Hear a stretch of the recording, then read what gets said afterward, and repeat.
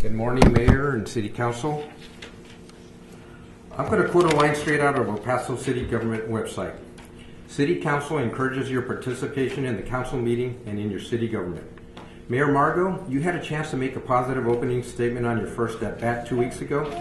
You had a chance to reach out to El Pasoans who have valid and grave concerns regarding our most vulnerable citizens in our oldest history and architecture, and you chose instead to muzzle the free speech rights with a ham-fisted attempt at rewriting the comment rules.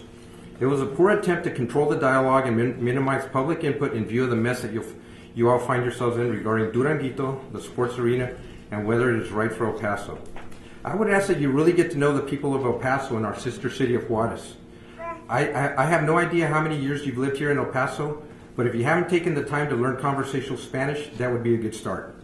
You now serve a city that is over 80% Latino. Over 25% of our citizens are immigrants, most having come from Mexico, like my mother, and we live right next door to Juarez, which has over 1.5 million Spanish-speaking citizens. It would benefit you, as well as the rest of El Paso, if you would make an effort to understand a language and a cultural viewpoint very different from yours. Maybe then you wouldn't pepper your comments with insulting words like freedom fences, riffraff, and illegals. Maybe then you would understand the value of hearing from every citizen rather than trying to brush us off as if we are inconveniences with grievances that put a dent in your day. When considering time limits for public comment, there are a couple of things that each one of you needs to keep in mind. Your job description. You work for and serve the citizens of El Paso, all 680,000 of us. Each one of you is an elected public servant who was placed in office by a small fraction of El Pasoans who took the time to vote for or against you. Regardless of who placed you in office, you have a duty to listen to and serve each and every member of El Paso who has a word, a viewpoint, or a protest. If it takes 3 hours every 2 weeks to hear them out with respect and patience, then so be it.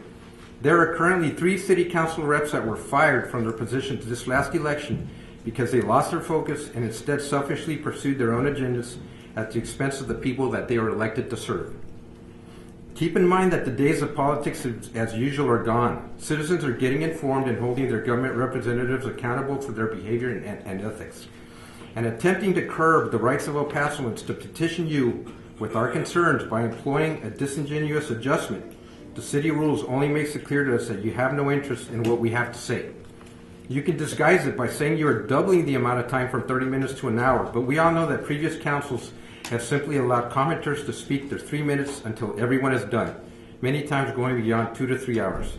Never forget that you work for us and we have high expectations of you, much higher than before. Thank you.